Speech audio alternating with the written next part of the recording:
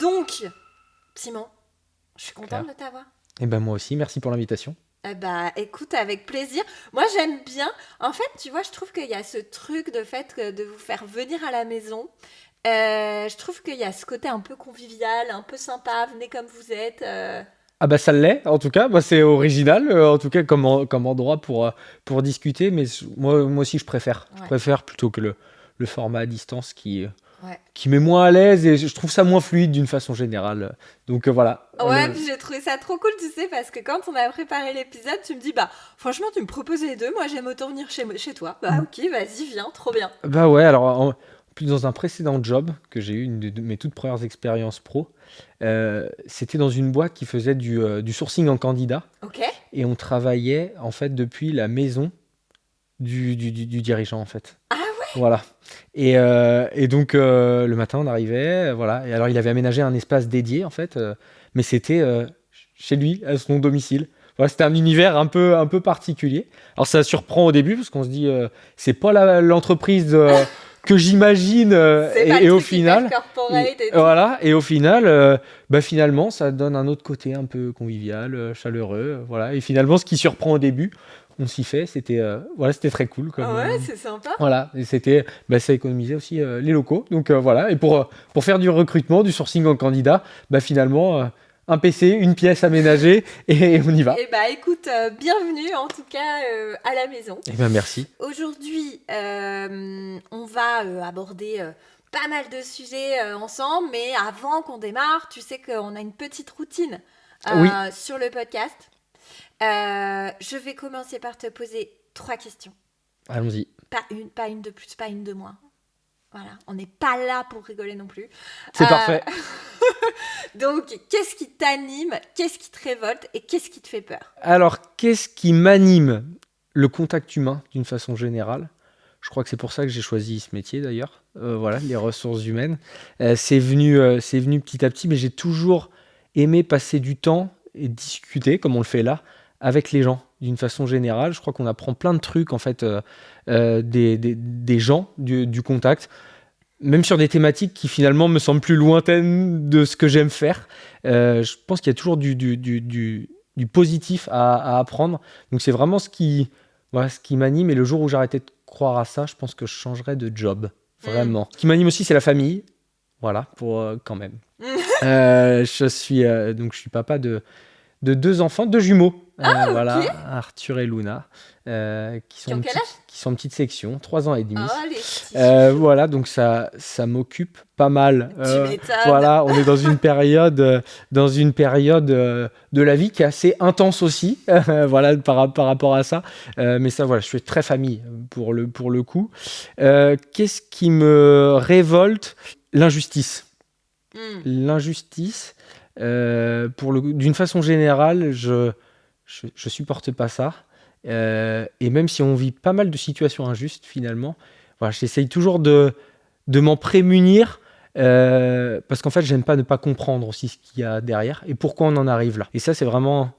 Je déteste ça d'une façon générale. Et j'essaye aussi, du coup, dans ma vie, de prendre des décisions avec ce critère-là qui me semble juste, pour le coup. Et ta dernière question, c'était? Qu'est-ce qui te fait peur? Qu'est-ce qui me fait peur? Bah, l'échec. L'échec, quand même. Pour le coup, je suis assez perfectionniste, et du coup, je me donne, en général, quand je entreprends quelque chose, les moyens d'y arriver, parce que j'ai vraiment très peur, en tout cas, de me dire, moi, j'ai pas été à la hauteur et j'ai pas réussi. Et t'arrives pas encore à prendre ça comme une source de progression? Alors si, mais après un certain temps. Sur le coup, voilà, non. exactement. En fait, il y a 2 phases. Il y a le moment, c'est-à-dire, bon, je me dis, là, j'ai pas été à la hauteur, c'est pas très cool. Mais si, après, avec un peu plus de recul, et voilà, bien sûr que... Mais j'ai encore cette peur-là. Ouais, Bon, vraiment. en vraiment. même temps, sur le coup, franchement, relativiser quand on s'est planté, quand on a fait un mauvais choix, je pense qu'on serait un peu tous d'accord pour se dire que on n'a pas envie de se dire t'inquiète pas, je progresse. Non, c'est ça. Et ça me... Non, mais des fois, ça peut vraiment me prendre aux tripes, et que ce soit dans la sphère perso ou pro, où je me dis, mince, je me sens je sais pas, un devoir de réussite, je sais pas comment le dire, mais ouais, si, comme ça, c'est pas T'as le mal. syndrome de la bonne élève, enfin du bon élève du coup. Eh ben, sûrement, ouais. Ouais. Ouais. Dit comme ça, je pense que c'est un peu ça, ouais. T'es Ouais. biberonné comment dire, au travail bien fait, à la performance. Ouais, je pense que ça vient aussi de mon éducation. J'ai un papa qui a entrepris, qui est chef d'entreprise et du coup qui a pris aussi des risques et voilà, qui s'est toujours aussi donné cette ambition-là de réussir pour lui, pour sa famille aussi. Et c'est vrai que je pense que ça a jalonné mon éducation et puis ma construction. Et alors après, voilà, avec l'âge, avec l'expérience, on prend un peu de recul aussi, de plus en plus, mais ouais, le syndrome du bon élève, je trouve la formule. Je pense que ça me correspond, Mais ouais. c'est fou le nombre de RH qui vivent ça, tu vois. J'ai l'impression que c'est vraiment un facteur. Alors, dites-le dans les commentaires si vous aussi vous êtes confronté à ça, mais c'est vraiment un truc qui me marque. Chez Tu les vois. RH, Ah, chez les RH, mais je te ah ouais. jure, tu sais, de tout vouloir. Bon, après, il y a aussi l'exigence peut-être du métier, de la posture, tu vois. Ouais, aussi. Mais c'est un truc que je trouve hyper récurrent. Et ben c'est possible. Alors de toute façon, je pense qu'on va au niveau des différents métiers, il doit y avoir des traits de personnalité un peu communs. Des En tout cas, cultures, en tout cas. voilà, Ouais. ou majoritaires. On va le dire, mais c'est possible. Alors effectivement, je pense qu'il y a une part, c'est le métier qui Ouais. nous façonne, en tout cas, ou peut-être qui renforce un peu ce truc-là. Mais je pense aussi qu'il y a la construction perso, le parcours de vie, l'éducation. Ouais, l'héritage de l'éducation, Voilà. l'héritage culturel. Tiens, il y a le chat qui vient te retrouver. Un nouvel invité dans le Alors, podcast. j'espère que tu n'es pas allergique. Non, Voilà. pas de sujet là-dessus. Écoute, maintenant, je t'invite à te présenter. On n'a rien dit sur toi, ton identité. Voilà. C'est vrai, C'est qui la- suis-je Qui es-tu Donc La Simon, pire question. qui es-tu? Pas facile de savoir par où commencer. Donc Simon Martin, ah si, j'ai déjà dit que j'étais papa Ouais. voilà, Et de tu sais, deux c'est jumeaux. ce que je pensais. T'as quand même déjà livré Donc, beaucoup. J'ai déjà dit pas mal, en tout cas sur le plan perso. J'ai 31 ans et je suis aujourd'hui responsable RH du coup au sein d'une entreprise qui s'appelle les Délices du Val-Plessis, Ok. qui est basée donc à Vitré en Ille-et-Vilaine et qui appartient au groupe Agro Mousquetaire. Donc nous, notre job au Délices du Val-Plessis, c'est de fabriquer des glaces, pour le coup, à destination principale des enseignes Intermarché et Netto. Ok. On est une entité du groupement Mousquetaire, voilà, côté unité de production, en l'occurrence, puisque c'est ce qui fait la typicité du modèle du groupement Mousquetaire, c'est qu'il possède ses propres usines de fabrication. Et Voilà. ça, on aime bien.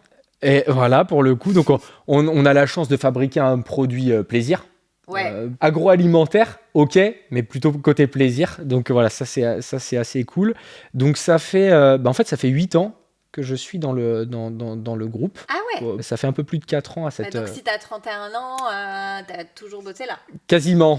Ah, si tu Voilà. nous as parlé À part ma petite expérience dont je t'ai parlé en tout début d'épisode, effectivement, c'est celle qui a succédé et que je suis depuis.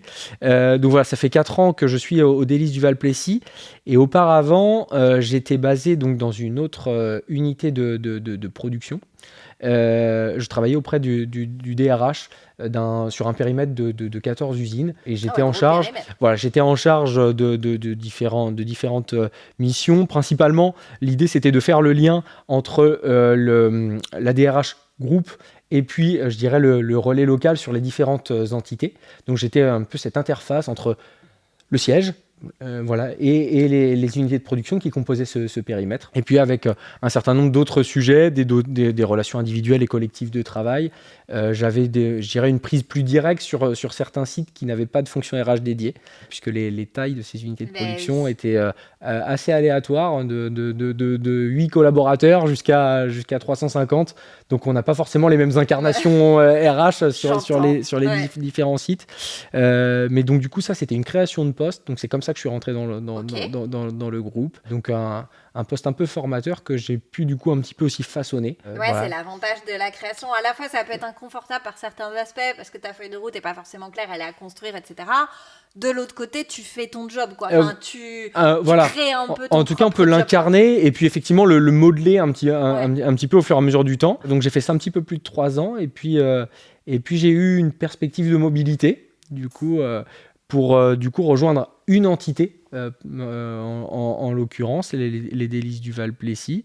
Et donc, bah voilà, j'avais cette envie d'évoluer et de prendre, je dirais, la responsabilité RH d'un site avec bah, toutes les missions qui s'y a à faire, tous les enjeux Ah aussi bon? qui s'y a à faire. Voilà, et je suis arrivé du coup aux délices du Val-Plessis. Dans ce contexte où la responsable RH de l'époque était absente pour une maladie longue durée. Ok. Donc l'idée, voilà, c'était aussi dans un premier temps d'assurer un relais, une présence. Puis au final, les événements ont fait que la responsable RH a dû quitter l'entreprise. Et donc voilà, j'ai ensuite Repris le poste. voilà, repris le poste tel qu'il était configuré. Ok. Voilà, donc avec les différents enjeux Eh dont on bah, va parler juste évidemment, on après. va pas tout dire maintenant. Juste quand même, j'ai d'autres casquettes. Ça peut être Vas-y. intéressant dans la discussion. Je suis également donc, du coup référent handicap Ok. pour un périmètre un petit peu plus large que les délices du Val-Plessis pour 14 unités de production Hmm. en l'occurrence. Donc bah, l'idée c'est d'animer un petit peu le sujet du handicap. Alors j'ai la chance dans certains sites d'avoir des relais hyper efficaces, des infirmières, voilà, Ok. notamment qui sont super Prennent le proactives et qui m'aident sujet. vachement dans ce sujet-là.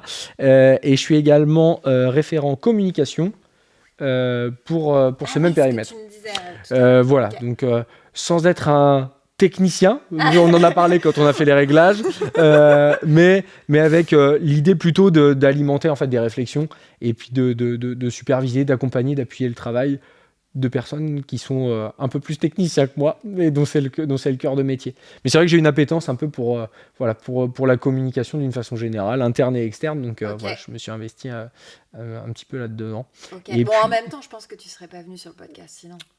alors peut-être pas, en tout cas, ou peut-être moins facilement, je sais pas. Et puis je suis également conseiller prud'homal depuis le début de l'année. Ok. Voilà, donc Waouh. voilà pour les casquettes un peu plus transverses, un peu plus périphériques. Voilà. Mais je reste en premier lieu responsable RH voilà, d'une industrie agroalimentaire. Voilà. Ok. C'est ça quand même mon job. Ok. Écoute, super, je te remercie. Petit instant autopromo, merci à tous pour la croissance folle du podcast. Vous le savez, je vous en ai déjà parlé, grande nouveauté, on va mettre les interviews, les vidéos sur YouTube, c'est tout nouveau cette année et on va continuer de muscler un peu le jeu parce que voilà, on apprend en marchant.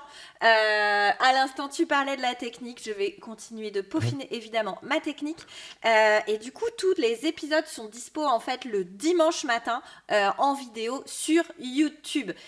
Pensez donc à vous abonner. Vous tapez l'industrie qui fait envie sur YouTube et vous allez nous trouver. Voilà. Merci en tout cas à vous, fidèles auditeurs. Je m'emballe trop. Ah non, c'est le succès est mérité. Ah, j'adore qu'on me lance des fleurs. Ouais. Non, je rigole. Mais merci. Alors, une fois qu'on se dit ça, moi, Simon, ce qui m'intéressait au départ quand je t'ai contacté, j'ai eu assez peu d'industrie agroalimentaire dans le podcast et je trouve que ça manque parce que moi, j'ai besoin que voilà, le podcast reflète la diversité de notre industrie, des enjeux, etc. Ton territoire, il est pas si loin pardon, du mien. Non, Donc, je sais aussi que c'est un territoire particulièrement complexe parce que un taux de chômage voilà, extrêmement bas, donc une concurrence assez forte, etc. exactement. Donc ça, c'est des enjeux dont on va parler. Je connais plus la métallurgie, ou tu vois, ce type d'industrie. Ce qui est particulier aussi dans l'agroalimentaire, disons-le, c'est la saisonnalité, tu as un produit quand même Ouais. avec une forte saisonnalité, les conditions de travail, en l'occurrence le froid, tu vois, enfin, tout ça fait que quand même tu as des enjeux avec lesquels il faut manœuvrer, Tout à fait. et il y a aussi cette dimension, je dirais que c'est le dernier angle un peu que j'ai envie qu'on aborde ensemble, qui est vraiment la dimension un peu le glocal. Tu vois, la vision groupe global et la déclinaison en local. Est-ce que ça te va comme programme ? Ça me va très bien. C'est parfait. Par quoi on commence ? Alors peut-être l'aspect saisonnalité, parce que de là va découler un peu le reste aussi. En tout cas, donc je pense que c'est par là qu'il faut... Forcément, vous faites des glaces, quoi. Donc, parle-nous un peu de cette saisonnalité, de l'impact que ça a pour toi, comment vous le gérez, ce que vous avez mis en place. C'est vrai que c'est la typicité de notre activité, en l'occurrence. C'est pas le cas dans tous les pans du milieu agroalimentaire. Mais l'activité de glace, effectivement, elle est saisonnière. Et elle est saisonnière commercialement, bien sûr. On mange des glaces, là je vais rien t'apprendre. Mais surtout l'été, printemps-été en l'occurrence. Mais nous, pour le coup, il faut être prêt à répondre à ce moment-là. Donc ça veut dire que la production, en tout cas de nos glaces, elle commence en l'occurrence dès le mois de janvier. Ah ouais. Donc dès le mois de janvier, on attaque. Mais du coup, vous stockez notre saison. Bien sûr. On ne produit pas et on n'écoule pas à flux tendu, ce serait impossible. Parce que vous devez avoir une gestion de stock énormissime. Alors, le stock, c'est un vrai sujet, effectivement, et en plus, on stocke à froid négatif. Là aussi, je t'apprends rien, mais pour les glaces, en l'occurrence, c'est mieux. C'est rassurant. Voilà, donc, effectivement, l'enjeu de notre activité, c'est de produire suffisamment, d'avoir suffisamment de stock pour que, quand la demande client et les clients finaux, c'est toi et moi, en l'occurrence, arrive, on soit prêt à livrer les magasins, mais de ne pas surstocker non plus, puisqu'il y a des enjeux, évidemment, tu t'en doutes, de coûts derrière. Bien sûr, d'immobilisation, de stockage. De capacité et de coûts corollaires, forcément. Donc ça, c'est un enjeu, mais pour le coup, pour être prêt à l'été, au moment où ça démarre, nous, on attaque la production dès le mois de janvier. C'est fou. Et ça veut dire quoi, très concrètement ? Ça veut dire qu'on intègre également de la main-d'œuvre saisonnière. Donc, et vous avez mis en place de la modulation ou pour gérer ou... On est sous modulation, pour le coup, pour l'ensemble du personnel hors cadre de l'entreprise. Et donc, on est à peu près 150 collaborateurs. Je ne l'ai pas dit tout à l'heure quand j'ai parlé de l'entreprise. 150 collaborateurs permanents sur le site. Et au cours de notre saison, on intègre entre 80 et 90 personnes supplémentaires, en tout cas pour venir nous aider à accomplir les volumes dont on a besoin, pour répondre à la demande de nos clients. Ces personnes, elles n'arrivent pas toutes le même jour. Je te rassure, c'est pas 90 qui arrivent le même jour. On sera un peu en limite de capacité. Parce que faut former, faut intégrer, faut recruter, faut former, faut intégrer. Et l'enjeu, il est là. Du coup, on a quand même une activité qui se linéarise, parce qu'on est plutôt dans des dynamiques de croissance de volume. Et donc on anticipe de plus en plus en fait notre production, ce qui fait quand même que là on a intégré, pour te donner un ordre d'idée, là sur la première semaine de janvier, c'est 40 personnes qui sont arrivées la même semaine. La même semaine, c'est quand même colossal. C'est colossal. Alors c'est 40 personnes qui sont arrivées, alors c'est ceux que j'appelle les nouveaux anciens. Certains qui avaient déjà fait une saison parmi nous, à minimum. Ils connaissent déjà la boîte et le job. Voilà. Donc tu priorises les premières entrées, ce sont ces personnes-là. Souvent c'est le cas. Effectivement, majoritairement ceux qui nous rejoignent, je dirais au plus tôt, ce sont ces personnes-là. Sachant que ce qu'on appelle une saison chez nous, c'est 8 mois en fait. C'est janvier. Ça fait de la grosse saison. Voilà, c'est le maximum d'une saison. En l'occurrence, pour le coup, on est sur des saisons assez longues, qui n'ont pas toutes les mêmes natures, ainsi de suite, parce qu'elles sont quand même assez dépendantes d'un truc qui s'appelle la météo. Et on est bien placé pour le savoir au moment où on tourne. C'est quand même pas terrible. Donc elles sont influencées par ça. C'est quand même toute une mécanique d'intégration, sachant qu'on a effectivement des process bien huilés. C'est pas 40 personnes qu'on amène sur le poste et en disant voilà, c'est comme ça que ça va se passer. Tu regardes et bonne continuation. Voilà, on espère que tout va bien se passer. On a un processus d'intégration avec une formation en salle de 4 heures où on va balayer nos règles d'hygiène, de sécurité alimentaire, de sécurité des personnes également. Parce que parmi, évidemment, tu t'en doutes, ces saisonniers, tous ne viennent pas de l'agroalimentaire. Pour certains, c'est leur première leur premier pas Bien dans sûr. l'environnement agroalimentaire. Et donc, ça s'invente quand même pas. Bah non. Hein, ça s'invente quand même pas, tout n'est pas intuitif. Et donc, voilà, il faut prendre ce temps d'intégrer et d'expliquer les contours de l'environnement agroalimentaire, ses avantages et ses contraintes. Ouais. Hein, donc effectivement, tout ça, c'est quelque chose qu'on a travaillé au fur et à mesure des années. Et effectivement, notre enjeu, vu la volumétrie, c'est quand même de fidéliser cette population saisonnière. Hein. Parce que du coup, quand ils intègrent pour toute la saison, pour les 8 mois. Alors, pas tous. Pour t'expliquer, on a 3 modes de portage, ce qu'on appelle le portage du contrat de travail. On va travailler avec du CDD saisonnier, auquel on est éligible.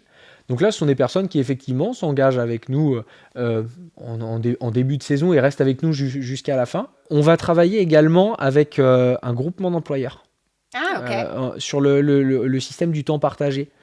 Donc là, l'idée, c'est on a des personnes qui vont faire la saison avec nous et qui vont après être maillées avec une autre entreprise qui a une saisonnalité inversée. Donc ça, c'est assez cool puisque ce sont souvent des personnes qui finissent par être en CDI finalement avec le groupement d'employeurs. Ouais, d'accord. Donc qui ont, je dirais, le bénéfice de la sécurité de l'emploi, si on peut parler encore comme ça, et qui vont faire du coup une partie de leur année dans une entreprise, en l'occurrence nous, pour la première partie, et une autre partie dans une autre entreprise, voilà, qui a une saisonnalité, Oui, peut-être plutôt plus période de sur Noël. les périodes de Noël. Ouais, voilà. Ok. Chocolat, voilà. Huîtres. Non, il n'y a pas d'huîtres chez toi. Non, pas très proche en l'occurrence. Donc avec d'autres entreprises, je dirais, dans un bassin géographique cohérent, parce que l'idée évidemment c'est que ça permette à la personne clairement. de s'y rendre. Donc ça c'est très pratique, c'est quelque chose qui en est essor chez nous. Ça rejoint ton besoin de les fidéliser Exactement. malgré la saisonnalité, quoi. Exactement. Donc c'est pour le coup, on a vraiment cet enjeu-là et ça a vraiment cette philosophie-là pour nous. Mais par contre, ça convient pas à tout le monde quand même. Bah ouais. C'est un mode, en tout cas, on peut l'imaginer. Il faut être à l'aise avec le fait de travailler dans 2 entreprises, d'avoir un changement en cours d'année. Et donc, évidemment, ça correspond pas à tout le monde. Et puis, ça peut correspondre sur une période de quelques années. Et puis après, avoir... je suis bien dans celle-ci. Ouais, exactement, voilà, cet enjeu-là. Mais dans la dynamique de fidélisation, tu as raison, c'est un levier qui est essentiel pour nous. Et puis après, on a de l'intérim plus classique, qui est plutôt finalement pour combler des accroissements d'activités un peu plus ponctuels. Mais voilà, globalement, en tout cas, on travaille autour de ces 3 modes de portage du contrat de travail pour assurer la saison. Et donc, finalement, les 80-90 personnes qui nous rejoignent sont à travers l'un de ces 3 modes-là.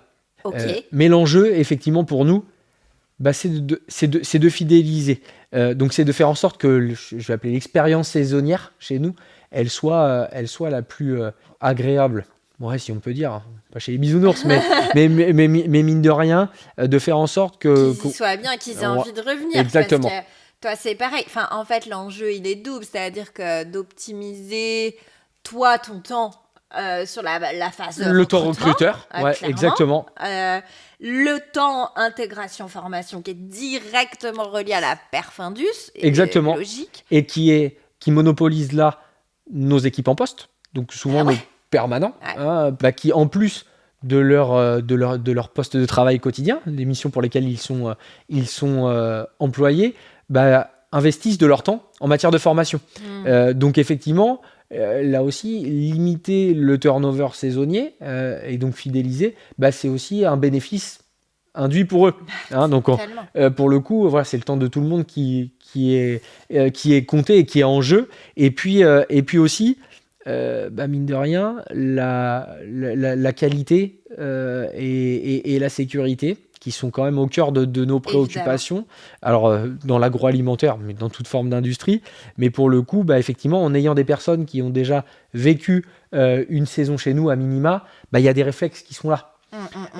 Donc après, on est plutôt sur une politique de rappel, en fait, chaque année. Mais on a des réflexes et donc on se prémunit de certains risques. Voilà.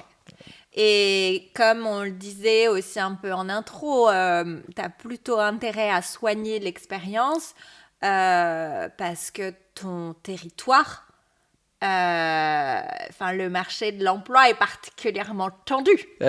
Ouais, on va dire ça comme ça, à 4% de taux de chômage, je crois qu'on peut le dire.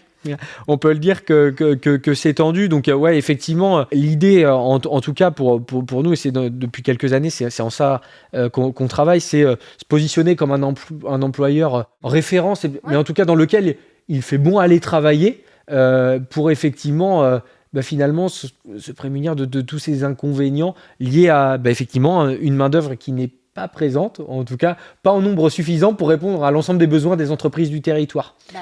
Et sur des profils saisonniers, donc sur des postes d'opérateurs de production, de caristes logistiques, effectivement, nos concurrents, nos industries concurrentes sur le bassin, elles vont rechercher ces mêmes types de profils. Ouais, et t'as pas un sujet de concurrence en termes de salaire parce que, bon, pour le coup, l'agroalimentaire est pas le secteur industriel le réputé payer le plus. Alors, Peut-être je me trompe, hein. Non, je suis alors, pas une experte de l'agro. Hein. Non, pour le coup, il y a les réputations, elles ont souvent des terrains qui sont fondés quand même. Et quand à côté, on a de la métallurgie, parce que tu l'as cité tout à les l'heure. grilles de salaire sont plus élevées. Voilà, on n'est pas sur les mêmes conventions collectives, on n'est quand même pas sur les mêmes niveaux de salaire. Donc effectivement, c'est un sujet. Ouais. C'est un sujet. Et donc là où on pourrait être peut-être un petit peu moins performant que certaines autres industries, il faut qu'on compense, entre guillemets, par une expérience salariée qui soit potentiellement meilleure. Ouais. Ou en tout cas, ou qui soit suffisamment impactante pour que la personne se dise Ouais. l'écart de salaire, finalement... Il fait quand même bon vivre. Voilà, c'est sûr que on n'est pas forcément à même de pouvoir compenser par du salaire. En tout cas, pas autant, pas à des mêmes niveaux que certains. Et alors, c'est quoi ta promesse ? En gros, t'as un bassin hyper tendu, t'as une forte saisonnalité. Tu sais que tu peux pas payer les mêmes salaires pour toutes les raisons. Enfin, je critique pas, évidemment. C'est plus complexe que ça. Donc, c'est quoi ta promesse à tes candidats ? La montée en compétences et les perspectives. Moi, comme beaucoup d'industries, je pense, mais dans l'agroalimentaire, je pense que c'est encore plus vrai. On a ce pouvoir, ce savoir-faire de faire monter en compétences en interne les personnes qui en ont envie. Et de leur offrir potentiellement, et c'est de plus en plus le cas, des perspectives durables. Donc aujourd'hui, on a créé les conditions d'une intégration et d'une montée en compétences chez nous, au Délices du Val-Plessis, qui fait que même en demeurant saisonnier d'année en année, en réalité, on peut évoluer de poste. On peut rentrer chez nous opérateur de production et devenir conducteur de machine. Ah ouais, d'accord. D'avoir de la polyvalence sur les différentes lignes de production. Même parmi nos saisonniers, on sait aujourd'hui le faire. Ou en tout cas, on promeut ça. Ce qui a, je dirais, comme une vertu d'épanouissement, un potentiel pour nos saisonniers qui se disent « Ah effectivement, ok, moi je rentre au Délices du Val-Plessis, c'est ma première saison, je vais me faire la main, et je vais potentiellement pouvoir progresser, même en demeurant saisonnier. Et si en plus j'ai envie d'une perspective plus durable, potentiellement elle s'offrira à moi avec une montée en compétences. » Voilà, donc ça c'est quand même quelque chose qui est important. Après, notre promesse, c'est aussi et quand même des conditions de travail qui, par rapport à d'autres industries agroalimentaires, ne sont pas si défavorables. Tu as fait référence en début de podcast. Froid, mais alors même pas. Ah ouais. Au Délices du Val-Plessis, on surgèle des produits, mais pas des gens. Non, dans nos ateliers, en fait, on travaille à 15 degrés. Ah ouais. Voilà, donc ce sont les... Tu m'invites avec plaisir. Mais non, on a ce côté conditions de travail qui sont... et notamment l'exposition au froid, qui n'est pas présente. On a quelques personnes, en réalité, qui sont au contact du froid. Ce sont nos caristes à l'expédition qui vont chercher les produits dans les chambres froides pour effectuer les chargements de camions, mais ça reste minoritaire et ils sont équipés pour le faire. Mais en production, on travaille dans des environnements tempérés. Donc voilà. Et puis on a des odeurs. La vanille, la menthe, le chocolat. Voilà, c'est quand même il y a des environnements un peu plus ragoûtants quand même. Oui, non, mais Donc, après, ouais, tu vois, moi j'avais vu des sardines, du poulet. donc, Bon, désolé si vous bossez dans une usine de sardines ou de poulet, mais malgré tout, ça rebute davantage. donc Tu vois. voilà, donc effectivement, on a quand même ces conditions de travail à faire valoir et qui, je pense, peuvent coller effectivement avec ce que certains recherchent. Voilà, on n'a pas une Ouais, puis après, tu plais pas non plus à tout le monde, en fait. on ne plaît pas à tout le monde, évidemment. c'est sûr. Voilà, on a d'autres contraintes. On peut avoir voilà, des semaines de travail qui, en saison, sont assez conséquentes quand même. C'est un peu le propre de toute activité saisonnière, hein. Pour le coup, ce que je suis en train de raconter, mais c'est quand même une réalité. Mais c'est vrai qu'on a des conditions de travail qui, globalement, ne sont pas défavorables. Combiné à ça, voilà, des perspectives je dirais de progression, de montée en compétences, dans un climat de travail qu'on essaye de maintenir, je dirais, alors familial, j'aime pas trop ce Ouais, terme ça fait un peu paternaliste. ça fait un peu paternaliste, mais quand même, je vais dire de proximité. Ouais, C'est peut-être bon, en même temps, vous à êtes taille à humaine. taille humaine. Voilà. Enfin, 150. Ça reste à taille humaine, et donc avec, je dirais, les interactions entre collègues qui se font encore à cette échelle-là. Ouais. J'aime pas trop. C'est pas trop siloté. Enfin. Non, on a encore cette proximité, je dirais, entre collègues, au niveau du management également, qui fait qu'on reste, je pense, une entreprise dans laquelle, voilà. Ouais, puis tu vois, ça se perd vite, hein, parce que, voilà, t'es 150, bon, plus t'es 80, évidemment, en saison, mais ça reste à taille humaine où tout le monde peut à peu près se connaître. Globalement, voilà, c'est à peu près le cas, voilà, même si en extrapolant un petit peu, mais ça reste, voilà, à cette échelle-là, Ouais. on peut cultiver encore des interactions qui soient, voilà, plus de proximité. Ouais, clairement. Voilà, donc Non, c'est attends, quand t'arrives à des boîtes 400, 500, pour en avoir fait pas mal, c'est pas la même dimension. voilà, pour le coup, et effectivement, tout ça, c'est aussi, en tout cas, ce côté promesse, c'est marqué par voilà, un suivi vraiment de l'intégration du saisonnier, qui est, je dirais, considéré comme un élément à part entière de l'entreprise, quoi. Ouais. Alors, ça peut paraître naturel de le dire, mais c'est pas forcément naturel partout. Et un bilan de fin de mission ou de fin de contrat systématique avec le saisonnier, pour le questionner sur qu'est-ce qu'il a vécu, qu'est-ce qui peut nous remonter, voilà, avec cette volonté en fait d'être un peu dans l'amélioration continue, pour justement avoir et bénéficier de ces retours qui contribuent à améliorer l'expérience salariée d'année en année.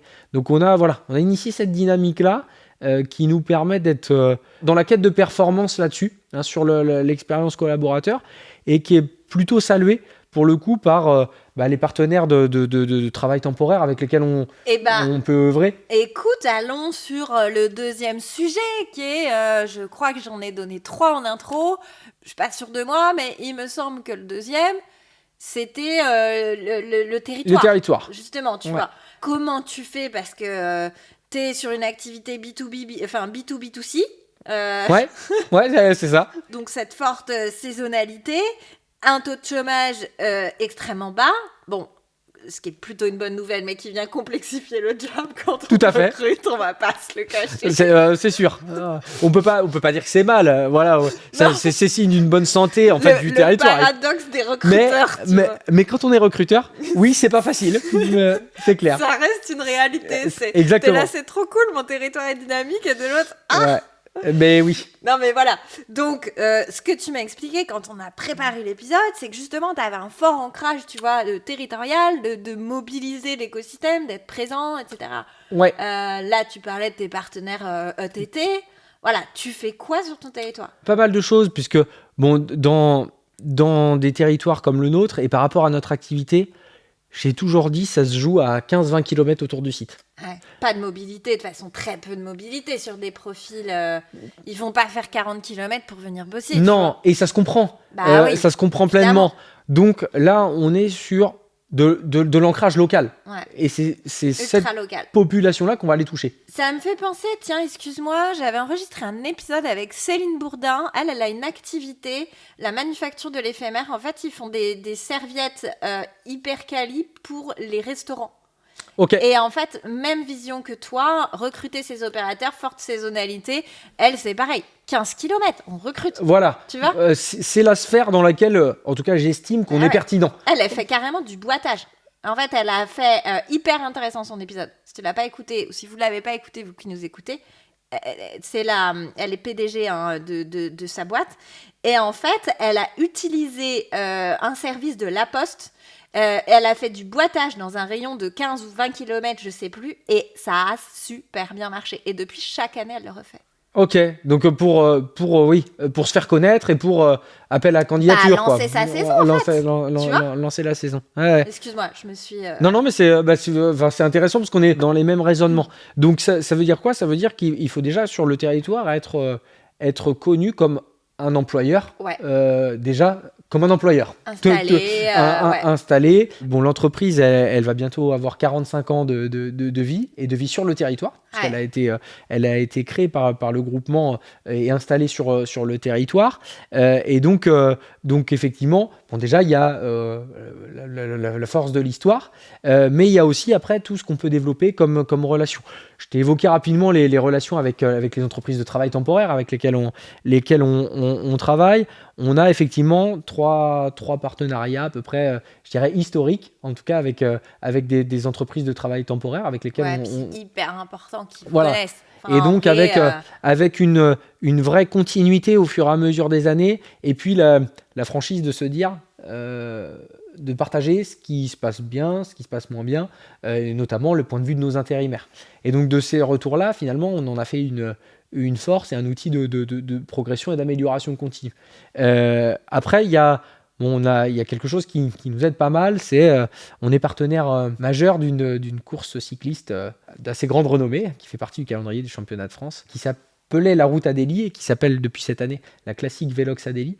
Pour l'édition 2026. J'ai jamais entendu parler. Voilà, donc, mais ça parle aux très locaux. Voilà. Ok, d'accord. Donc pour le coup... Moi, en gros, si tu veux, ma culture, c'est Tour de France, quoi. Voilà. Tu vois, où je passais mes dimanches traumatisée parce que j'ai 2 grands frères et qui voulaient tous regarder le Tour de France et que moi, je m'ennuyais à mourir. Bah, en tout cas, si tu viens travailler au Délices du Val-Plessis, tu t'es obligé à minima C'est vrai alors, non, t'es pas obligé, mais finalement, par la force des choses, effectivement, et parce que c'est un ancrage quand même. Donc ça fait 30 ans que c'est le cas.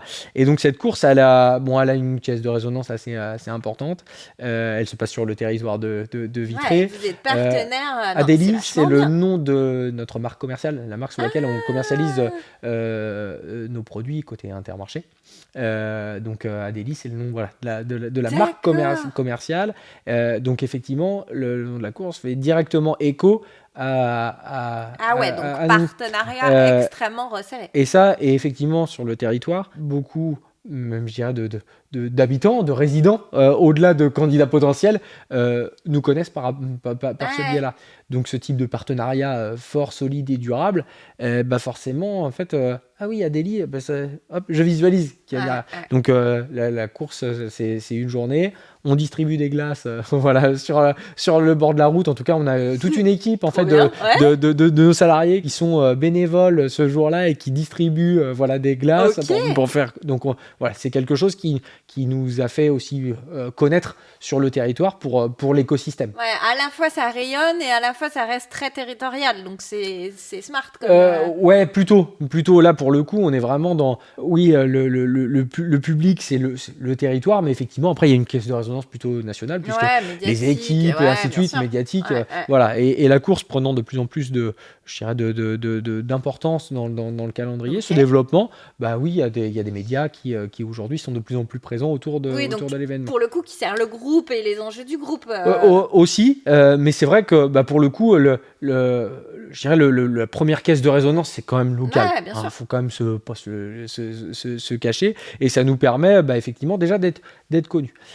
Et puis après, on est sur un territoire à Vitré où il y a quand même beaucoup de réseaux professionnels qui sont dynamiques qui permettent aussi d'œuvrer un certain nombre d'actions communes. Voilà, donc ça c'est très cool. On a un club RH, voilà, piloté, enfin animé en tout cas par les équipes de Vitré Communauté, qui réunit des dizaines de responsables, dirigeants RH, voilà, sur différentes thématiques, qui nous permet aussi, voilà, de nous challenger à la fois sur certaines Ouais. thématiques, de benchmarker, et aussi d'influencer. Voilà. On va rester modeste quand même, mais de pouvoir porter, on va le dire comme ça, auprès des pouvoirs politiques nos Oui, besoins. ben, je comprends des choses toutes bêtes comme la mobilité, Et oui, les sujets d'accessibilité qui sont hyper reliés quand voilà. même à nos enjeux d'entreprise. Notamment, et on a la chance quand même sur Vitré d'avoir une écoute très forte sur Ok. ces sujets-là. Faut le dire, c'est pas pour jeter des fleurs, j'ai rien à gagner en disant ça, mais c'est une réalité. Le gars est chauvin. Vous remarquerez que le gars est chauvin. C'est une réalité quand même. Voilà, pour le coup, il y a un club de dirigeants qui s'appelle le Club du Grand Est également, qui permet voilà, aux dirigeants du territoire de se réunir, Ouais. et là aussi de porter un certain nombre de sujets. Et tout ça, ça permet aussi de concrétiser un certain nombre d'actions en local. Donc ça nous permet aussi de nous faire connaître. Et puis après, c'est une philosophie. C'est de faire travailler aussi un certain nombre d'acteurs en local. Quand on peut trouver local, ça sert à rien d'aller plus loin. C'est ce que Ouais. je dis souvent. Je pense à de la formation, du coaching, enfin voilà, des choses qui font que le nom Les Délices du Val-Plessis, il est susceptible de revenir dans un certain nombre de discussions. Donc voilà, c'est tout ça en Oui, étant. c'est un vrai maillage. Ouais. Voilà. Et à la fois tu donnes à ton territoire et à la fois tu reçois, en fait. Et exactement, Et- on est contributeur parce que pour le coup, en s'investissant dans Ouais, un vous êtes certain nombre enfin, d'initiatives, ouais, ambassadeur, promoteur voilà, sur plein de sujets. on est vraiment ambassadeur, mais aussi du coup on reçoit parce que quand dans certaines discussions, effectivement le nom des Délices du Val-Plessis, pas que, pas de manière exclusive, mais du coup peut revenir. Donc c'est aussi comme ça, voilà, qu'on tisse un peu notre toile et qu'on se fait connaître du public Carrément. et qu'on arrive à recruter, notamment puisque quand même c'est notre sujet de départ en lien avec notre saison. Ok, écoute, trop bien. Je regardais, je faisais un petit point Timekeeper, qui n'est pas ma plus grande qualité. Non, mais ça je te laisse faire parce que je suis pas sûr d'être le meilleur non plus. Ah ouais, bah oui, Mm. mais je sais que t'écoutes quelques épisodes, tu sais que je suis très mauvaise en Timekeeper. Ouais, Mais j'ai pas le choix, ouais. en fait. C'est toi qui dis stop. Non, on n'a pas abordé le dernier sujet, qui était toi. Donc, tu es RRH d'un site de production à taille humaine dans un groupe à taille beaucoup moins humaine. Oui, par la Je dis force pas des choses. qu'il n'est pas humain. Non, Ce n'est pas ce que je dis. mais la taille fait que effectivement, voilà. T'es quand même dans un très grand Ouais. groupe. Donc, comment toi tu gères ça? Parce que c'est ce qu'on va appeler le glocal, hein, du global Ouais. au local. Parce que là, on parle de ta force de frappe sur ton territoire, ton empreinte territoriale. Il y a aussi un sujet quand même culturel de cette Ouais. culture propre à ton site, sur laquelle il faut capitaliser, cette proximité dont tu as parlé, etc. Mais tu as quand même un groupe, des directrices de groupe, j'arrive plus à parler, une culture de groupe, etc. Comment toi tu jongles avec ça? Aujourd'hui, on doit être cohérent, hein, et on doit s'inscrire, je dirais, dans la marque employeur du groupe. Donc, effectivement, c'est quelque chose qui est un peu notre fil conducteur, mais qu'après, on va incarner à notre échelle. L'avantage qu'on a quand même, c'est que les initiatives, en tout cas, qu'on peut mettre en place, hein, qui sont de différentes natures. Je t'ai pas parlé tout à l'heure aussi de l'ouverture de nos portes à certains publics, des scolaires du territoire et ainsi de suite. Ouais. Ça s'inscrit un peu dans le fil conducteur de ce que souhaite le groupe. On est un groupe, pour le coup, industriel, enfin de producteurs et de commerçants. Si je remonte encore plus haut, pour le coup, au groupement Les Mousquetaires, des commerçants, des industriels, et donc il y a un lien derrière tout ça aussi avec le local, les producteurs locaux et ainsi de suite. Ouais. Donc, je dirais déjà la philosophie générale, elle est pas en décalage. Elle n'est pas juste descendante en Voilà. tout cas. C'est-à-dire que c'est un fil conducteur. Avant que nos produits arrivent dans les magasins, il y a des matières premières qui ont été cultivées, Ouais. qui après ont été transformées, Ouais. et qui après passent par des circuits de distribution. Parce que, excuse-moi, je fais une petite parenthèse. Tout est fait en France ou en grande majorité? Alors, tu veux dire la transformation des produits ou la... Ouais, la transfo, parce que ça peut être complexe. Alors, nos usines de production sont situées, oui, sur le territoire métropolitain français. Ok. En l'occurrence, donc on a aujourd'hui 54 unités de production qui sont alors avec une très forte concentration bretonne. C'est le cœur historique un petit peu du groupement, donc on a. Mais les Bretons. voilà, mais pour le coup qui sont pour certaines réparties sur le territoire national. Donc effectivement, on a cette caractéristique là. Et après, effectivement, dans côté unité de production, voilà, on a cette marque employeur qui se résume autour de ce slogan, mais qu'on incarne, qui est être responsable par nature. Et tout ce que j'ai pu te citer, en lien avec le territoire, ça s'inscrit là-dedans. Être responsable par nature, c'est être connecté à son territoire de différentes manières, en ouvrant ses portes au public, par exemple. En tout cas, ça, c'est quelque chose auquel on tient. On n'a rien à cacher.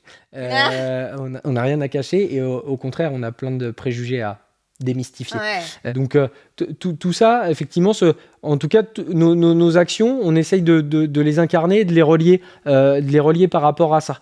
L'avantage, c'est qu'on n'a pas d'antagonisme en fait entre, je dirais, la culture de proximité, tout ce que je t'ai évoqué tout à l'heure, le fait d'être encore à cette taille humaine, et finalement ce que les valeurs qui sont promues, mises en avant par le groupe. Les notions de collectif, de confiance, c'est ce qu'on essaye de créer pour le coup.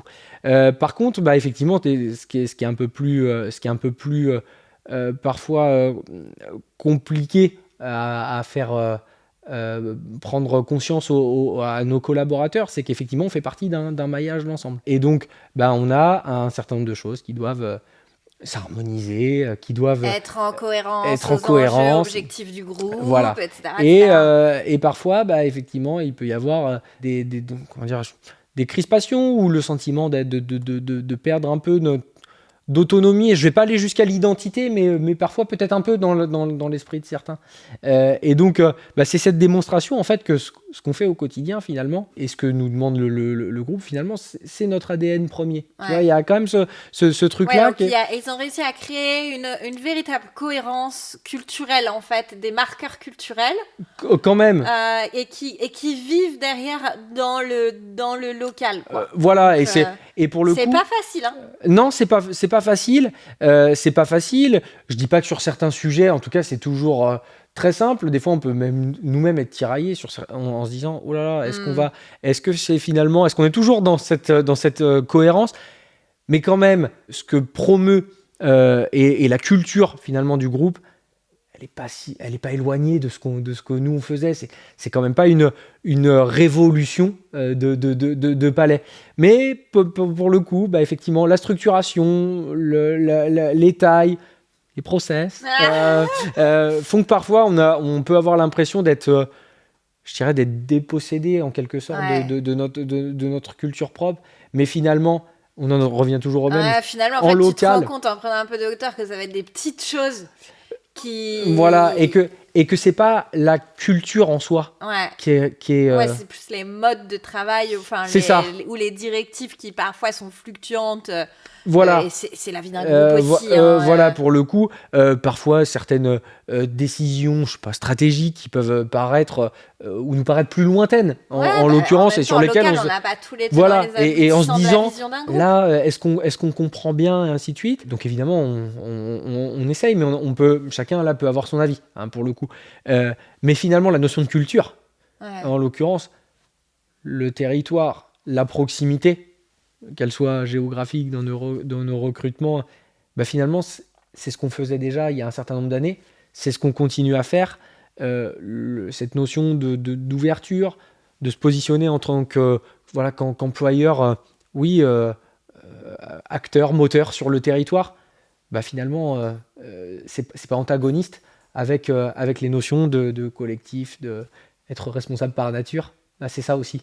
Donc, on n'est pas dépossédé de notre culture, loin de là. Mais par contre, effectivement, il y a parfois un tas d'enjeux au niveau du groupe dans lesquels il faut s'inscrire. Voilà. Ouais, il faut s'inscrire, il faut conjuguer avec, il faut aussi prendre un peu de hauteur parce qu'effectivement, on n'a C'est ça. pas tous les tenants, les aboutissants d'un groupe et c'est bien normal. C'est ça. Et pour autant, le groupe, on sait aussi ce qu'il nous apporte, hein, et notamment en termes d'ancrage local, on bénéficie aussi, je dirais, de l'image du groupe. Les Délices du Val-Plessis bénéficient de l'image du Bien groupement sûr. mousquetaire. Ouais. Donc, c'est plutôt quand même une force. C'est quand même une très belle carte qu'on a dans notre manche, l'appartenance au groupe, plutôt que quelque chose qui viendrait finalement nous nuire. Non, au contraire. En tout cas, moi, je considère que l'appartenance au groupe aujourd'hui, c'est un atout. Ouais. C'est un atout à plein d'égards. Il y a effectivement le rayonnement dans la tête de tout un chacun, des enseignes, Intermarché, Netto. Qui dit groupe dit potentiellement perspective.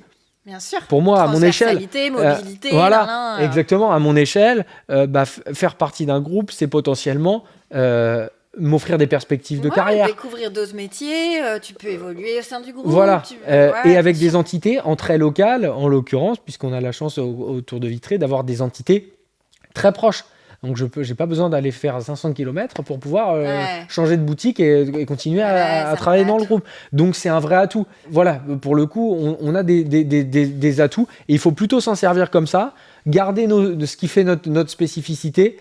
Et on se rend compte assez rapidement que c'est pas antagoniste du tout, loin de là, avec ce que promeut le groupe. Au contraire, voilà, c'est des modes de travail effectivement qui, au gré des évolutions et du fait que le groupe, tu l'as dit, soit très très vaste, finalement tendent à s'harmoniser et ainsi de suite. Oui, non, mais c'est logique. Mais c'est la construction construction naturelle. Évidemment. Du coup, je vais faire mon rôle de timekeeper. On va arriver à la fin de notre échange. Tu as vu que avec Empowheel, on lance les TIFF, les trophées de l'industrie qui fait envie. Ouais. C'est tout nouveau, c'est tout frais. J'ai vu ça. Au moment où on enregistre, nous sommes mercredi 18. Je suis un peu déphasée, mais je pense c'est que exactement ça doit être ça. Hein, mercredi 18. Donc, je vous invite à candidater. Tu peux candidater pour les Délices du Val-Plessis. Vous pouvez candidater au nom du groupe. Voilà. Je vais. En tout cas, j'ai vu ça. J'ai peut-être des petites idées là-dessus. Okay. Donc, en tout cas, j'ai hâte. Je vais essayer aussi de le promouvoir au sein du groupe pour. Il y a peut-être d'autres initiatives que j'ignore, bien sûr, et qui pourraient tout à fait rentrer dans le cadre, en tout cas, des trophées. On ne manque pas de catégories, t'as vu 5 catégories. On a compétences, attractivité, innovation des pratiques RH, digitalisation et management. Ouais, normalement, il y a de quoi faire. Hein, il y a de quoi faire. Je pense qu'on est large. large. Non, ça va, c'est assez large. Moi, j'attends les candidatures du groupement des mousquetaires, quoi. Eh ben, l'appel est lancé. Allez, voilà. L'appel est lancé. T'as vu comment j'ai glissé mon auto? Mais c'est très bien, c'est très bien. Non, mais ça va fonctionner, c'est bien. C'est bien. Et je vérifierai qu'on en ait au moins une, quand même. Okay. On ne peut pas passer à côté. C'est quand même dommage, c'est une belle occasion de rayonner, un bel événement médiatisé. Et effectivement, il y a plein de choses dont on n'a pas parlé parce que le temps, enfin, on pourrait parler encore des heures de plein de sujets plus en détail. Après. Oui, on va pouvoir continuer les échanges, mais on aurait pu parler de plein d'autres initiatives de manière un peu plus spécifique. Mais oui, il y a plein de choses qui se font à l'échelle de site ou à plus grande échelle et qui, à mon avis, méritent d'être connues. Carrément. Eh ben, il faut le faire. Simon, merci. Merci à toi. C'était cool. Ouais, très cool. C'était très très cool. Donc merci pour ta confiance, merci pour la confiance aussi du groupe. Oui, bien sûr. C'est important de le soulever parce que voilà, je le dis à chaque fois, mais forcément il y a la confiance que le groupe t'accorde avec cette prise de parole. Tout à fait. Et il y a la confiance que le groupe accorde au podcast aussi. Donc vous serez promis entre de bonnes mains. Et vous qui nous écoutez, si vous avez aimé écouter l'épisode, pensez à liker, partager, soutenir. Voilà, le podcast. Simon, te trouve où si jamais on veut rééchanger avec toi sur LinkedIn, j'imagine ? Sur LinkedIn, tout à fait. Voilà, alors Simon prénom, Martin non. Exactement. Hein Ouais, j'aurais dû préciser. Des fois, je le fais, mais là, pour le coup, effectivement, je t'ai laissé faire à la fin. Donc, oui, bien sûr, et avec plaisir pour échanger, aller un peu plus loin aussi dans les discussions sur certains sujets. Eh ben, Voilà. génial. C'est aussi l'enjeu, c'est aussi de créer une communauté. Voilà, c'est ça que je trouve. Eh ben, rejoins-nous sur le QGRH, bon sang, bonsoir. C'est ça que je trouve très cool dans toutes ces initiatives, les podcasts et autres initiatives et communautés RH. Parce qu'il y a du bon à tirer de chacun, et quand on écoute les podcasts, à chaque fois il y a des idées qui font phosphorer après derrière, et c'est ça qui est, puis qui est hyper bien. Moi mon combat c'est ça, c'est qu'en fait quand on est RH dans l'industrie, peu importe le type d'industrie, on a quand même des enjeux qui sont hyper spécifiques, qu'on trouve pas dans d'autres secteurs. C'est vrai. Et en fait, t'as pas 15 000 contenus qui traitent de ça, quoi. Tu vois, des trucs hyper opérationnels du quotidien, ne serait-ce que sur la digitalisation, truc tout bête. Ouais, c'est vrai. Tu bosses dans une entreprise tertiaire, tout le monde a un PC, etc. En prod, c'est pas la réalité, en fait. Non. Donc ça, derrière, il y a des enjeux de communication. Enfin voilà, c'est un exemple tout bête, mais qui, mine de rien, fait qu'on a des enjeux spécifiques dans l'industrie. Enfin, voilà. Donc, en tout cas, c'est mon combat. Eh ben, c'est très bien. Je le partage. Eh ben, écoute, Olecker, merci pour tout. Merci à toi. Mais qu'est-ce que je suis je sais pas, mais pourquoi pas. On va rester sur ça, là, du coup, pour terminer. C'est une bonne... Je pense que c'est la dernière fois que tu feras cette conclusion-là. C'était naze. Vraiment, ouais. Je te laisse... voilà, c'est toi qui l'as dit, c'est pas moi. C'est ringard, je sais pas. Franchement, j'ai pris 20 ans d'un coup, quoi. Au Laker, ça c'est vrai que ça me serait pas venu spontanément. Mais... Ouais, mais ça, c'est tout moi. Je peux passer d'un truc, tu sais, hyper... limite jeune, limite je suis trop vieille pour avoir ces expressions-là. Et d'un coup, tu vois, je fais un flashback dans les années 80. Là, il y a un retour en arrière qui s'est opéré. Pourquoi. Je peux pas te dire. Ouais, je me suis cramée là-dessus. Écoute, c'est pas grave. Merci. Merci à toi. Salut. Encore merci de nous avoir écoutés.